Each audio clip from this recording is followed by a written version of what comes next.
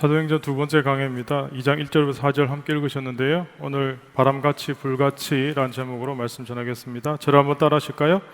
바람같이 불같이. 한 번 더 하시죠. 바람같이 불같이. 하나 찬양대 정작 여기 앉을걸. 여기 앉으니까 시선이 이제 자리 없습니다. 맨날 이렇게만 있다가 제가 목이 이쪽으로 돌아간 줄 알았거든요. 그러니까 여기 있으니까 이제 좀 목이 이렇게 이제는 목 디스크가 좀 좋아질 것 같아요. 이쪽으로만 있다가 목이 고정되는데 훨씬 좋은 것 같습니다. 안정되고 이렇게 딱 있으니까 너무 감사합니다. 코로나에 최적화된 찬양팀이 하나 찬양대회가 아닌가 이 생각이 됩니다. 찬양대회에서 너무 숫자가 많으면 대표 선수들만 뽑아서 사회적 거리 두기 하면서 인원을 제한시켜서 이렇게 찬양팀을 운영하거든요.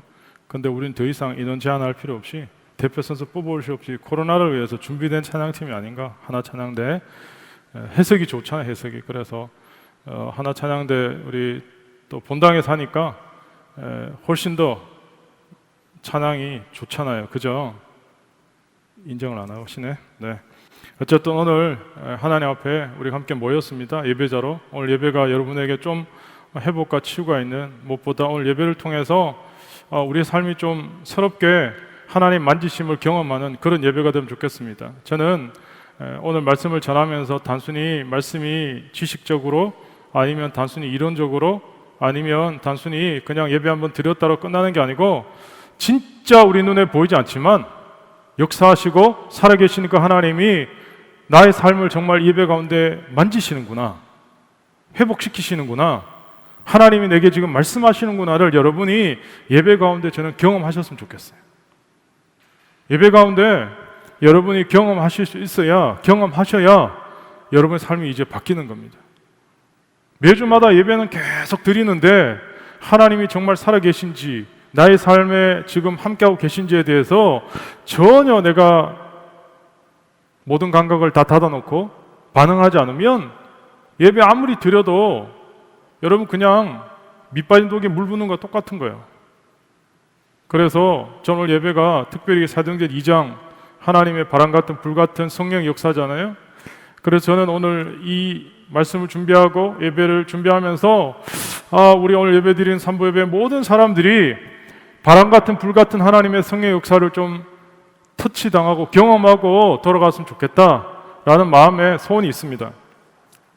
제가 좋아하는 어떤 목사님이 쓰신 책에 보니까 오늘날 사람들이 교회에 출석하는 동기에 따라서 5가지 유형의 교인이 있다, 이렇게 나누는 것을 보았습니다. 첫 번째는 친교형 교인이 있다는 거예요. 이분들은 왜 교회 가나? 타고난 친교성 때문에 교회 간다는 거예요. 사회성 때문에. 사람들 만나는 게 너무 좋고, 사람들 만나서 교제하는 게 너무 좋고, 이것 때문에 교회 가는 유형이 하나 있다는 거예요. 친교형. 두 번째는 교향형 교인들이 있다는 거죠. 야, 그래도 교회 정도 다녀야 뭔가 오늘 이 시대의 문화인 아니야? 최소한 종교 하나 선택해야 되는데 그래도 가장 뭔가 좀 서구적이고 교양 있어 보이고 하는 종교가 기독교 아니야? 그래서 교회에 나간다는 거죠. 세 번째는 순교형 교인이 있습니다. 이 사람들은 누구를 대신해서, 누구 때문에 나는 교회 가기 싫은데 그래, 내가 너 때문에 교회 가준다, 뭐 이런 거 있잖아요. 우리 아빠들 중에 옛날에 많았는데 하도 부인들이 들들 볶으니까 그래, 내가 당신 때문에, 애들 때문에 내가 교회 간다. 그게 순교형 교인이라는 거죠. 네 번째는 카타르시스형 교인이 있다는 거죠. 세상에서 억울한 일 당하고 가슴에 맺힌 한을 어디 풀긴 풀어야 되는데 풀 데가 없는 거예요. 근데 교회에 와서 내가 큰 소리 친다고, 교회 와서 뭘 한다고, 사람들이 다 뭘 한 사람 없으니까, 야, 교회 와서 내가 이거 한번 해결해 보자. 그러고는 교회 와서 다 터뜨린다는 거죠. 다섯 번째는 습관성 교인이 있다는 거죠. 그냥 오늘도 주일이구나, 그냥 교회 가자. 그리고는 이제 그냥 교회 가는 거죠. 습관성으로. 요즘 코로나 시대 같을 때는 한 가지를 더 덧붙여야 될 것 같아요. 제가 볼 때는 온라인형 교인. 집에서 그냥 인터넷 TV 앞에서 그냥 온라인으로 그냥 예배 드리는 유형. 근데 여러분, 오늘 우리가 교회에 나오는 이유가 뭡니까? 오늘 교회에 나오신 동기가 어떤 동기로 오셨습니까?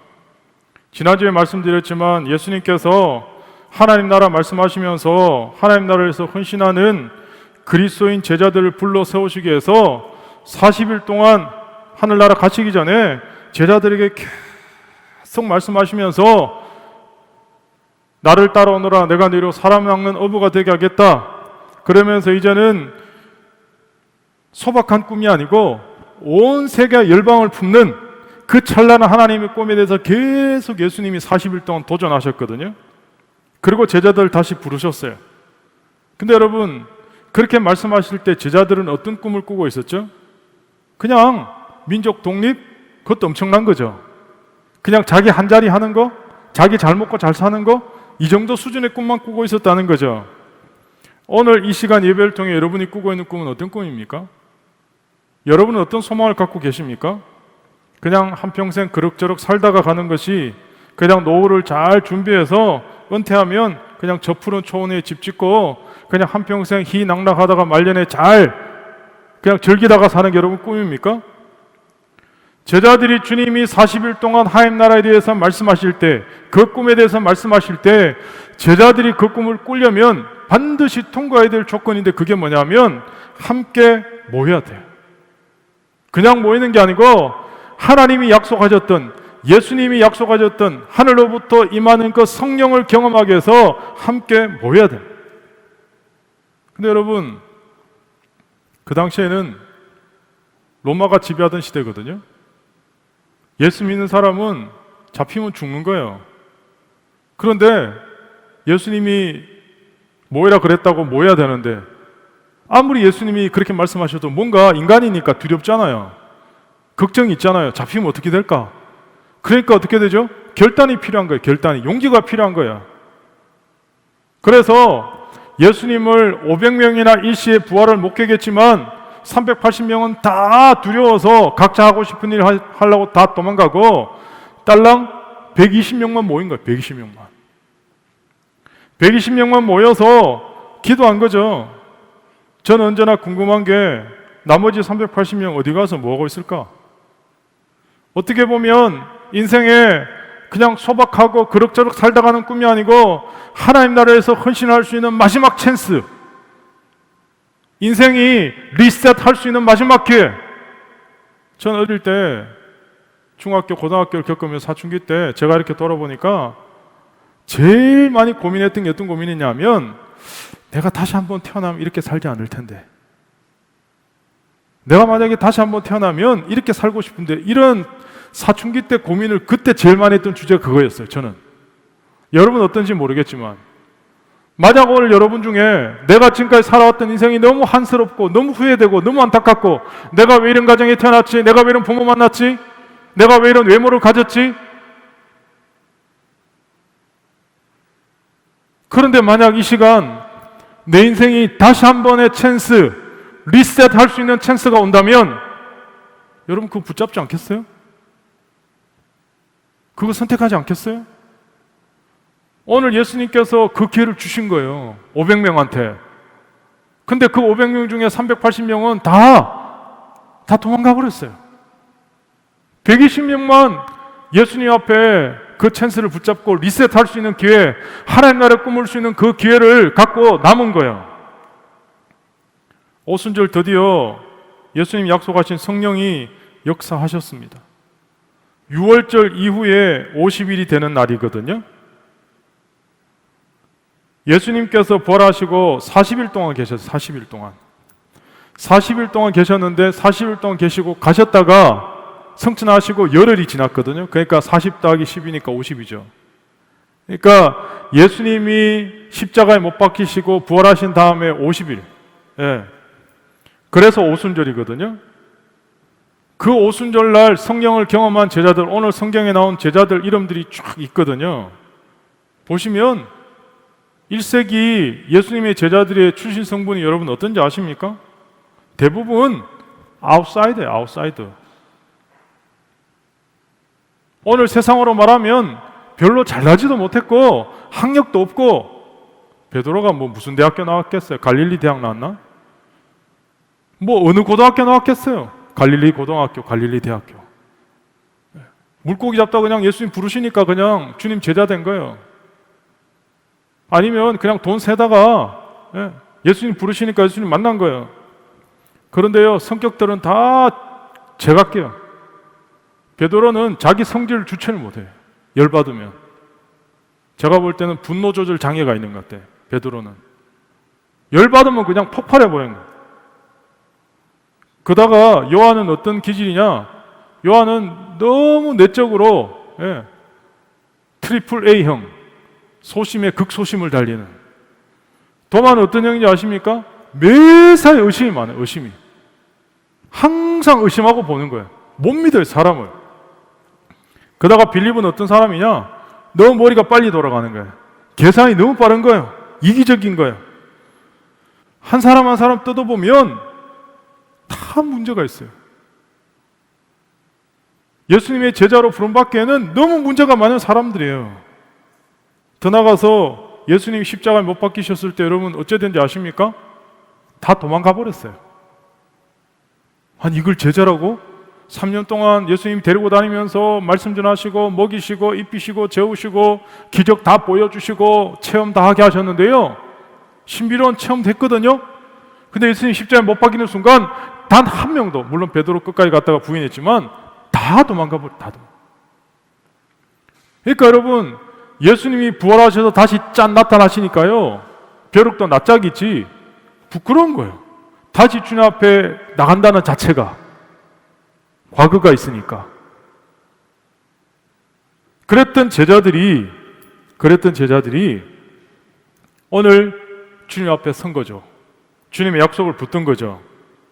혹시 예배 드리면서 여러분 안에 자기 성격 자기가 알잖아, 그죠? 예? 자기 성격 자기가 알죠?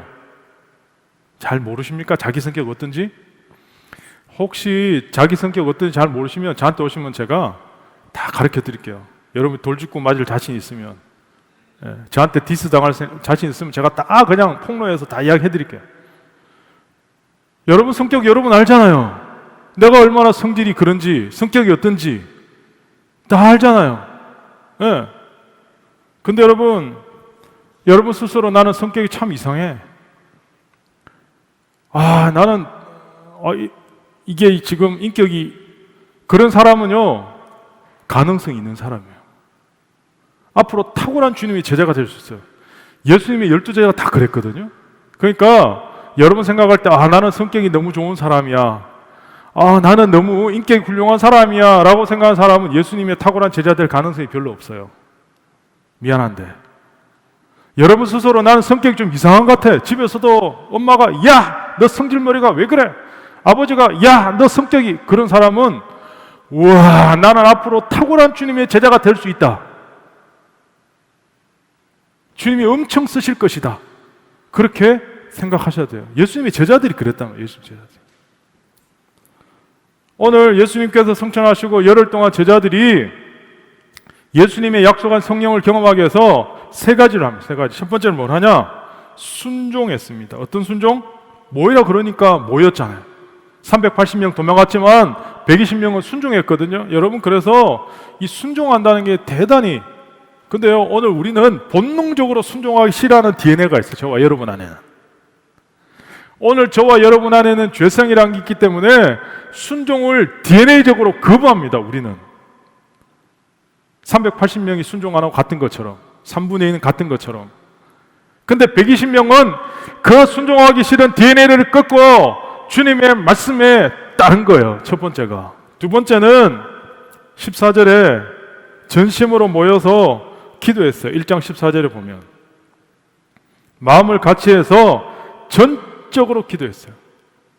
여러분 성령의 역사는 기도할 때 나타납니다. 하나님의 기적은 기도할 때 역사합니다. 저는 웬만한 사람 앞에서 기가 잘 안 죽거든요. 제가 또 제일 강한 장기가 심장이어서 기가 잘 안 죽는데, 어떤 사람 앞에서 그런 사람 앞에 가면 괜히 좀 마음이, 어떤 사람이냐, 기도 많이 하시는 분들, 진짜 기도 많이 하시는 분들 앞에 기도를 탁월한 분들 보면 그냥 존경이 되는 거예요. 제가 기도의 능력을 알기 때문에. 여러분 기도는 우리를 변화시키는 원동력입니다. 기도는 환경을 바꾸는 원동력입니다. 오늘 여러분 삶의 자리가 너무 힘들잖아요. 그럼 여러분 기도해 보세요. 오늘 성질이 괴팍한 제자들, 세상에서는 아웃사이더였던 그들, 주님 말씀에 순종해서 전심으로 기도했다고요. 마지막 세 번째는 뭐냐? 예수님이 말씀하셨던 우선순위를 따라 행동했어요. 제가 우리 청년들은 아시겠지만 제가 반복적으로 하는 그 단어 중에 우선순위란 말 되게 많이 쓰거든요. priority. 오늘 먼저 해야 될 일이 있고 나중에 해야 될 일이 있거든요. 오늘 우리 인생도 먼저 해야 될 게 있고 나중에 해야 될 게 있단 말이에요. 이 순서가 뒤바뀌어 버리면 삶이 꼬여버리는 거예요. 오늘 여러분 인생에 내가 뭘 먼저 해야 될지 나중에 해야 될지를 잘 한번 생각해 보세요. 예수님의 제자들이 우선순위를 갖고 해야 될 게 뭐냐? 12명 중에 한 명의 자리가 비었잖아요. 가룟 유다가 예수님 팔려고 하다가 은삼십에 팔았다가 스스로 자살해버렸잖아요. 한 자리가 빈 거예요. 12의 완전 순대 하나가 비니까 메꿔야 되잖아요. 그러니까 제자들이 뭐 했냐? 하나님 음성을 듣고는 그 12번째 제자를 선택하는 거예요. 제비를 뽑은 거예요. 투표해서 뽑은 게 아니고. 누가 당첨됐냐? 마띠아라는 사람이 12명의 수자에 가입하게 된 거예요. 그러니까 예수님 말씀에 순종하고 전심으로 기도하고 우선순위를 따라 12번째 마띠아 제자를 딱 뽑으니까요, 이게 합이 딱 맞는 거예요. 합이. 우리의 삶의 자리도 합이 맞아야 되잖아요. 우리 연극하는 사람들 합이 맞아야 되잖아요. 예? 뮤지컬 하는 사람들 이렇게 댄스 할 때 합이 맞아야 되잖아요. 합이. 그런 것처럼 하나님의 성령이 역사하는데 어떻게 합이 맞아야 되냐? 말씀에 순종하고 전심으로 기도하고 하나님의 우선순위를 따라 모든 게 딱 합이 맞을 때 이제 성령이 역사할 그릇이 되는 그릇이. 여러분, 왜 우리가 성령 충만 받아야 되냐면요, 성령은 관념이 아닙니다. 성령은 이론이 아닙니다. 성령은 실제입니다. 실제. 오늘 혹시 집에 갈 때 바람 불지 안 불지 모르겠는데 바람 안 불잖아요. 근데 나뭇가지가 흔들리는 거 보면 바람이 있다는 거 알잖아요. 바람이 실제한다는 거. 똑같아요. 성령도 역사하는 거예요. 여러분이 음식을 먹으면, 밥을 먹으면 몸에 힘이 돋잖아요. 에너지가 생기잖아요. 성령이 내 안에 오시잖아요. 그러면 힘이 생겨요. 힘이. 그렇다고 헐크가 되는 건 아니고, 성령이 역사하시면 뭔가 모르게 막 기운이 생겨요. 기운이. 성령이 내 안에 오시면요, 뭔가 에너지가, 그리고 자신감도 막 생기고요, 소심했던 사람이 담대해지고 뭔가 하나님 앞에 쓰임 받고 싶어지고 꿈이 생기고 비전이 생기고, 이때까지 폐쇄적이고 부정적인 생각에서 긍정적이고 적극적이고 도전적인 삶으로 나가는 거예요. 이게 성령이 성령이 역사하시면. 예수님의 공생애를 보시면요, 사복음서에 나오는 제자들과 오순절 성령 받은 제자들의 삶이 완전히 달라집니다. 대표적인 제자가 베드로입니다. 베드로.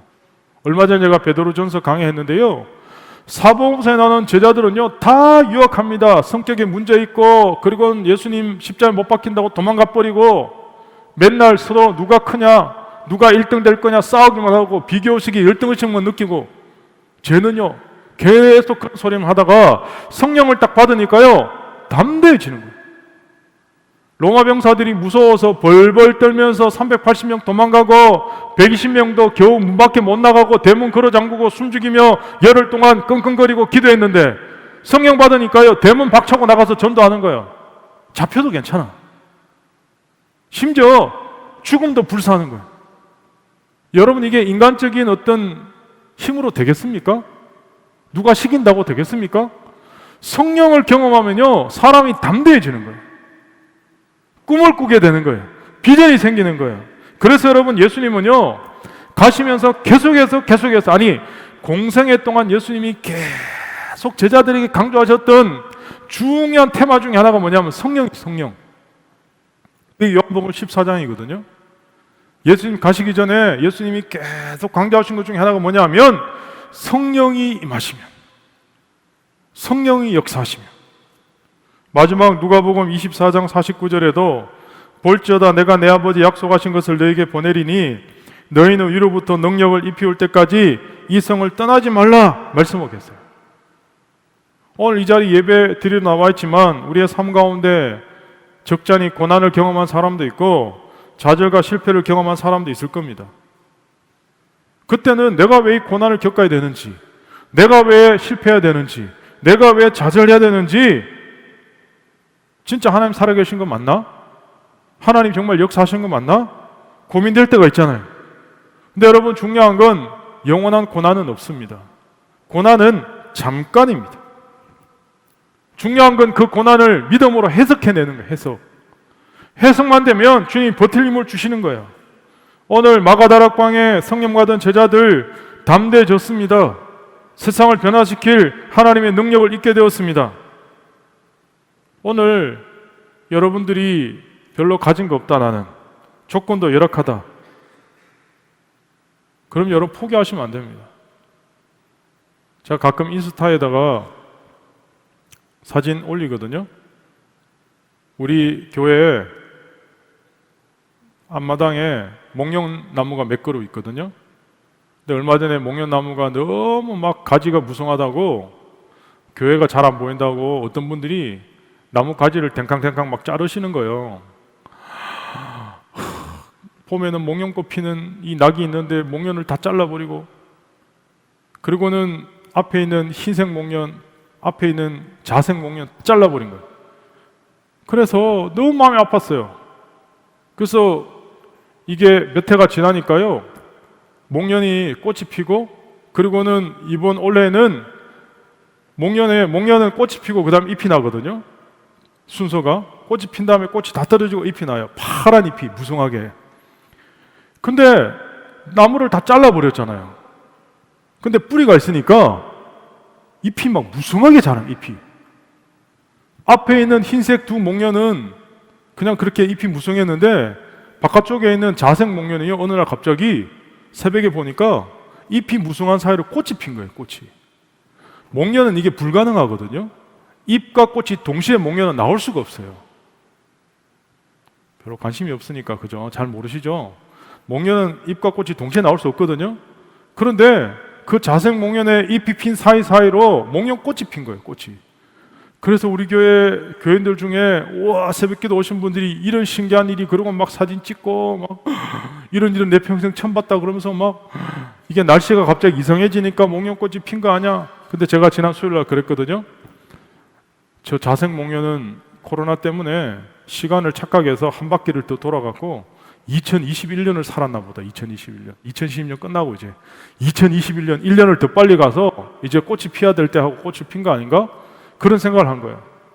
그럼 제가 분명히 느낀 건 뭐냐면, 이야, 생명이 있으니까, 뿌리가 있으니까 결국 잎이 맺히고 꽃이 맺히네?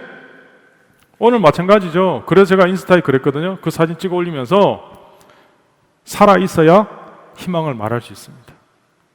살아있어야 희망을 말할 수 있습니다. 살아있어야 꿈을 꿀 수 있습니다. 여러분, 죽으면 안 됩니다. 예? 죽지 마세요, 여러분. 예? 죽지 마시기 바랍니다.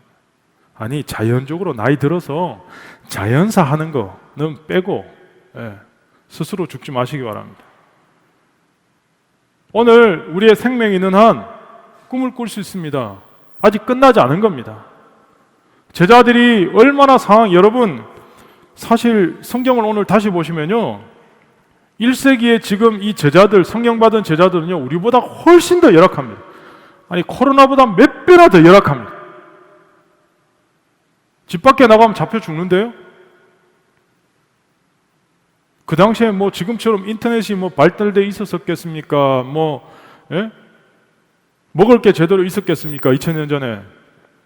통신이 뭐 발달돼 있었겠습니까?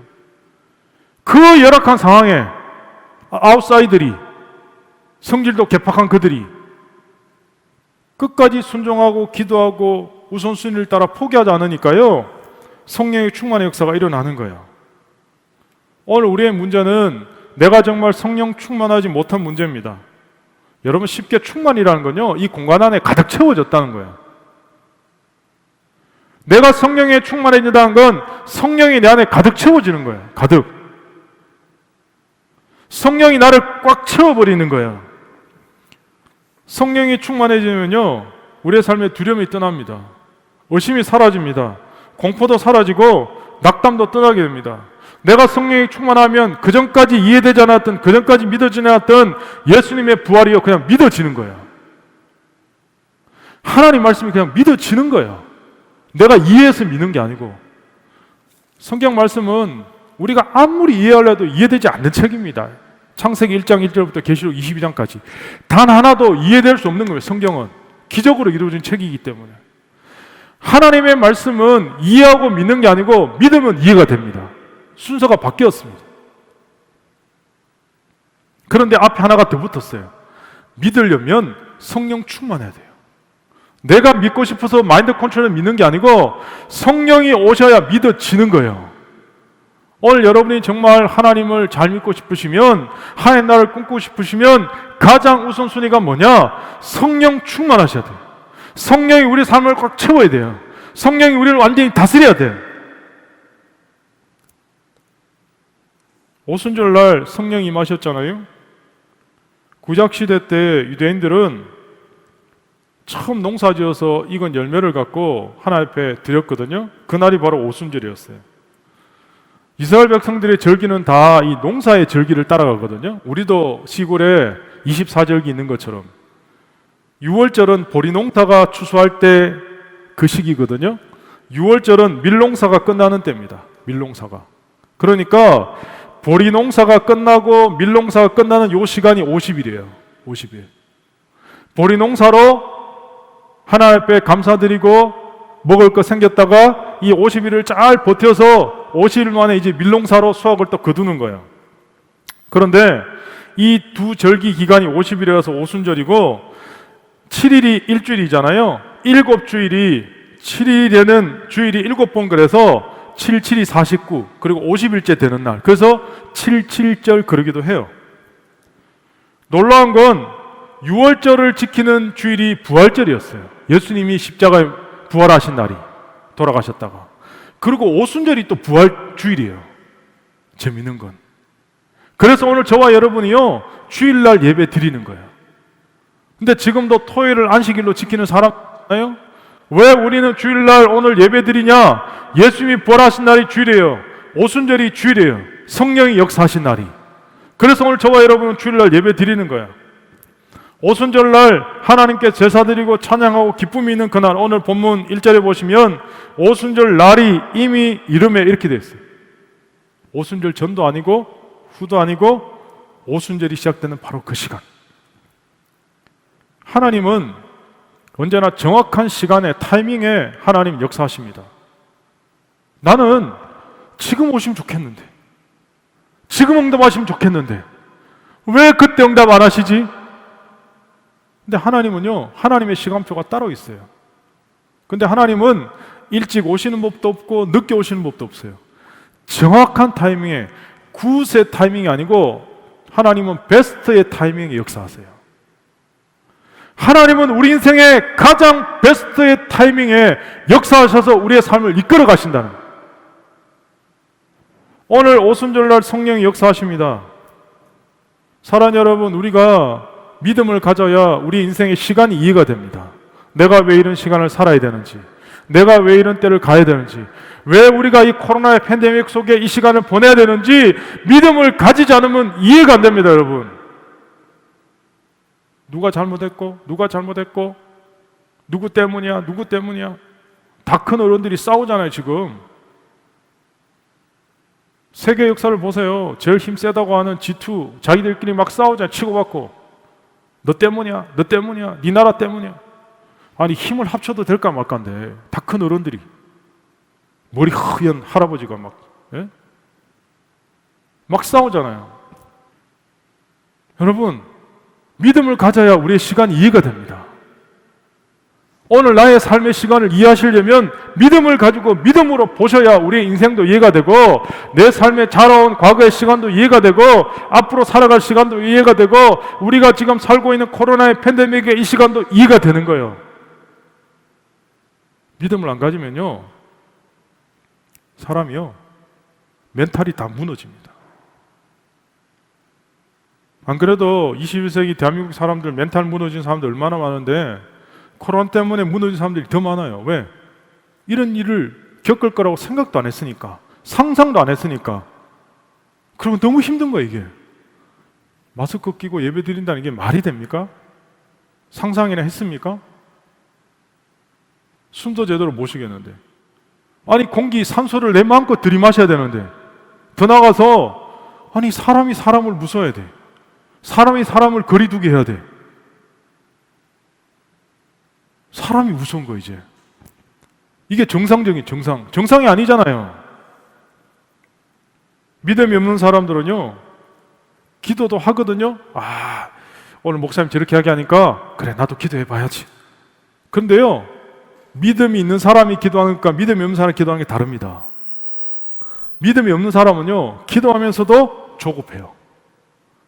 기도하면서도 안달복달 하는 거예요. 계속 조마조마. 믿음 있는 사람들은요, 그냥 맡기는 거예요. 하나님의 때를 기다리는 거예요. 오늘 우리가 하나님 마음을 읽지 못하면 조급해합니다. 그러다가 때로는 게을러서 때를 놓칩니다. 어떤 때인지 모르고 계속 방탕하고 자기 마음대로 삽니다. 고집부립니다. 죄 짓습니다. 오늘 성경은 분명히 오순절날 날이 때가 이미 이름에 하나님 역사하셨습니다. 오순절날 성령 하나님 역사하실 때 계속 말씀드리지만 하나님께 마지막 인생을 리셋할 수 있는, 헌신할 수 있는 기회를 놓쳐버린 380명을 제외하고 120명의 성도들에게 역사하셨습니다. 하나님 언제나 끝까지 버티는 사람, 끝까지 견디는 사람, 끝까지 살아남은 사람에게 희망을 주시고 꿈을 주시고 역사하십니다.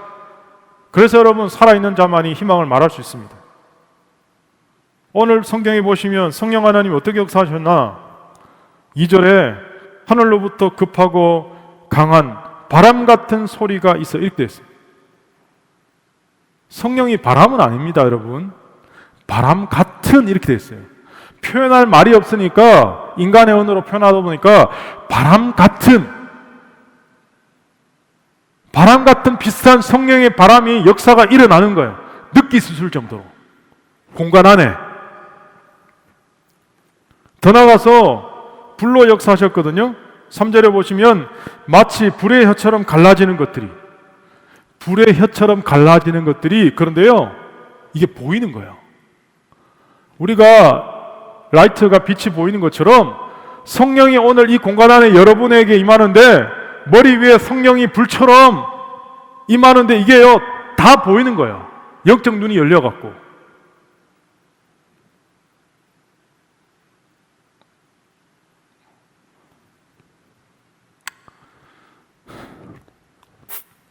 별로 원하지 않으시죠? 그렇게 성령이 역사하시는 거, 그죠? 네? 빨리 설교나 끝났으면 좋겠다, 이런 표정이 있는 것 같아요.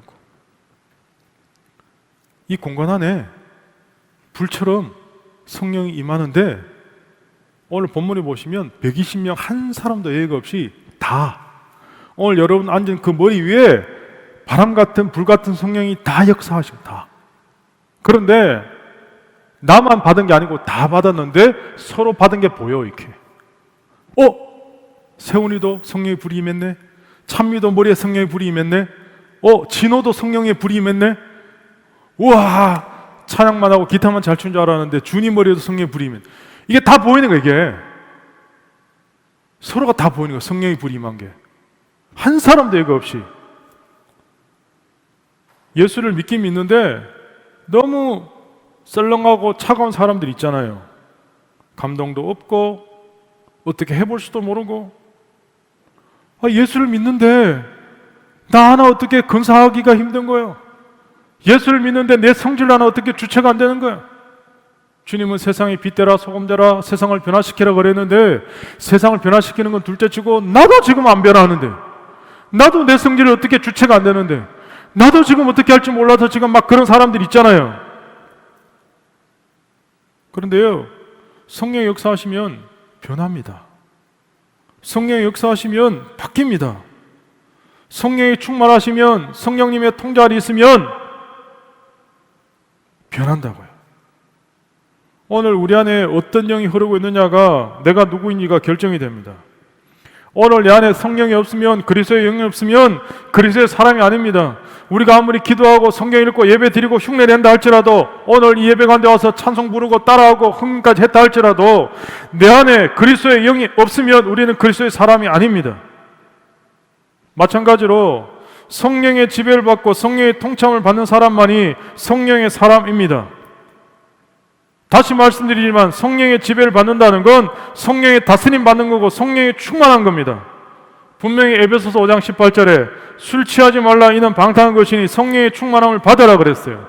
술 취하면 내 피 속에 알코올 혈중 농도 0. 얼마 아니면 0. 몇 프로 내 피 속에 알코올 혈중 농도가 흐르잖아요. 술 취한 거예요. 자, 음주 측정하겠습니다. 불어보세요. 삐! 면허 취소 수준입니다. 아, 나는 안 취했다고. 절대로 안 취했다고. 아니, 지금 기계가 혈중 알코올 농도 지금 측정됐잖아요. 근데 안 취했다고. 자기는 안 취했다고 생각하는 거지. 취한 거예요. 성령이 충만한 건 성령의 지배받는 거예요. 성령의 지배. 내 삶을 지배하는 거예요. 여러분, 성령이 계시다, 예수님이 계시다, 하나님이 살아계시다, 머릿속으로 아무리 생각해봐요. 여러분, 우리 삶이 무슨 소용이 있습니까? 하나님이 살아계신다, 예수님이 살아계신다, 성령님이 계신다, 이게 우리 삶에 무슨 상관이 있냐고요. 저는 목회자로서 설교할 때마다, 말씀 볼 때마다 항상 생각하는 게, 오늘 이 말씀을 읽고 또 읽고 심지어는 제가 매일 성경 선물로 다 드리면서 말씀 큐트해야 된다.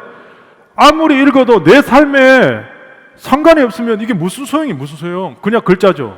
책이죠, 그냥. 성령의 충만함도 마찬가지예요. 성령이 나를 지배하는 게 삶의 자리에서 상관성이 있어야 되잖아요. 교리적으로 임하는 게 아니고.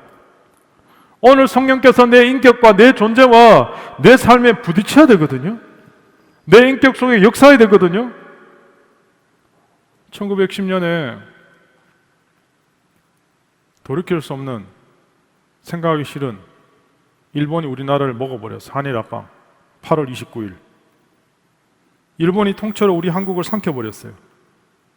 그때 무슨 일이 일어나는지 아십니까? 칼 차고 있는 일본 헌병들이, 일본 사람들이 우리나라 전국 각도의 시골까지 칼 차고 다 들어가는 거예요. 일본 군인 경찰들이 한국 땅에 바퀴벌레처럼 그득그득 우리를 지배하기 시작한 거예요. 성령이 충만했다는 건 성령님이 내 삶을 완전히 장악하고 지배하고 다스리는 거예요. 성령이 충만하면 내 안에 계신 성령을 따라 말하게 돼요. 내 안에 계신 성령을 따라 생각하게 돼요. 여러분, 이 시간 예배 가운데 여러분 안에 성령이 계십니까? 성령은 살아계신 분이거든요. 성령이 계시면, 우리 안에 성령이 계시면 계속 나에게 뭔가를 말씀하실 거예요. 여러분 영적으로 민감하면. 우리 안에 성령이 계시기 때문에 내가 영적으로 민감해지면 훈련이 되고, 영적으로 민감해지면 내 안에 계신 성령이 계속, 물론 이단들이 이걸 잘못 이용하는 이단도 있거든요. 성령이 역사 안 했는데 막 성령이 말씀했다고 그러고 2단 3단 있잖아요. 그거 말고 내 안에 성령이 계시면요, 내 안에 계속 말씀하세요. 이게 정상입니다. 성령의 음성을 듣게 돼 있어요. 성령께서 내게 하고 싶은 이야기가 있잖아요. 어떤 목사님이 목사 되기 전에 우리 리더 공부할 때도 나왔지만, 자기 교회 집사님 중에 부인이 우리 남편 술 좀 끊게 해달라고 아무리 기도해도 맨날 술에 쩔어갖고 그냥 거의 알코올 중독 수준으로 기도해도 안 되고 기도해도 안 되고.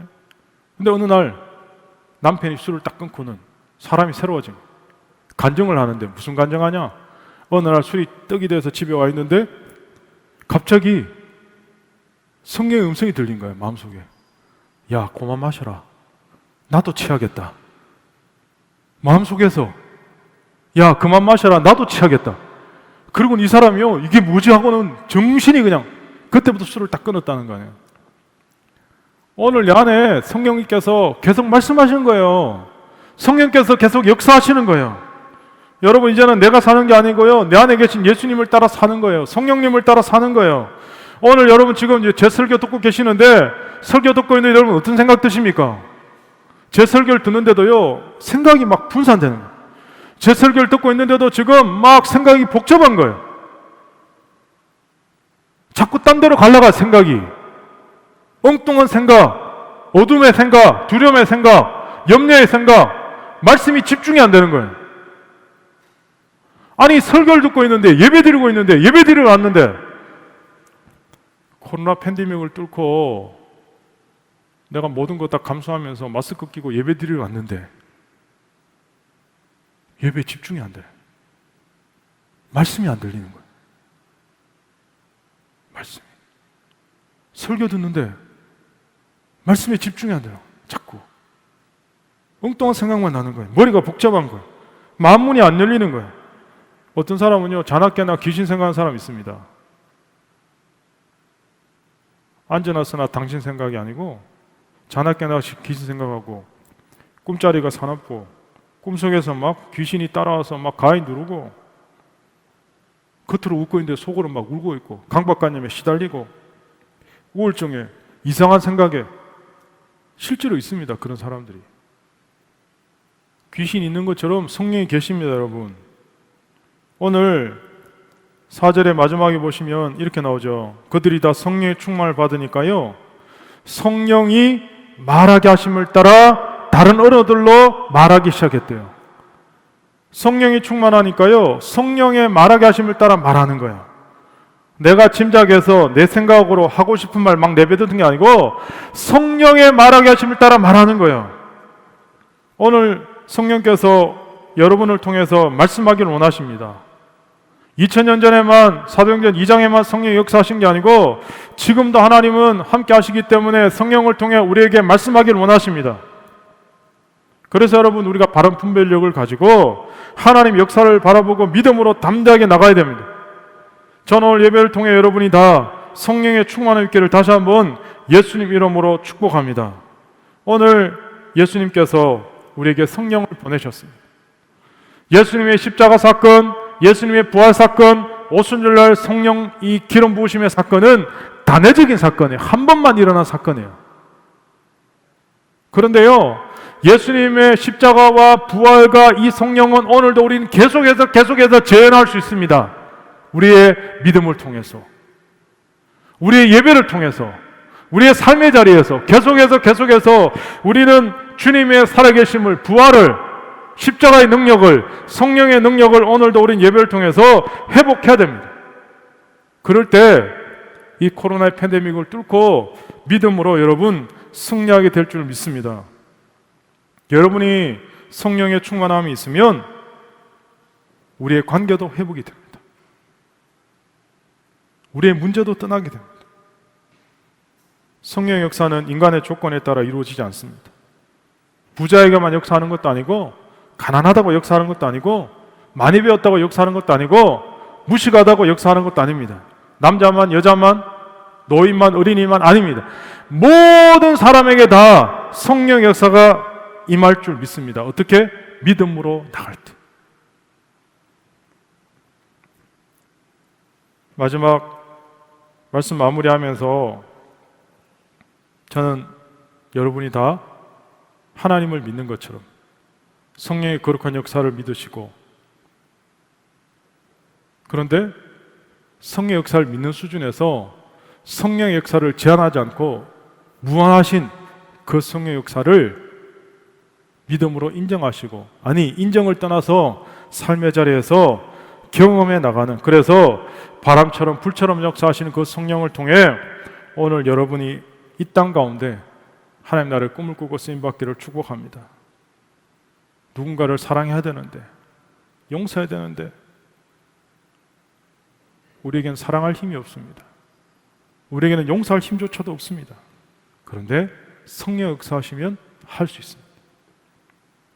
사랑하는 여러분, 오순절날 날이 이미 이름에 성령이 바람처럼 불처럼 제자들에게 역사했던 것처럼 오늘 예배 가운데 오신 여러분 한 분 한 분 위에 하나님의 바람 같은 불 같은 거룩한 성령의 역사를 통해 다시 한번 여러분 삶의 자리에서, 여전히 코로나의 팬데믹이 우리의 삶의 자리를 위협하고 있지만 믿음으로 뚫고 성령을 따라 담대히 승리해 나가는 여러분의 일상이 되시기를, 그래서 여러분을 통해 이 땅이 좀 더 맑아지고 밝아지고 더 나아가서 하나님의 사람들로 채워지는 그런 역사가 있게 되기를 예수님 이름으로 축복합니다.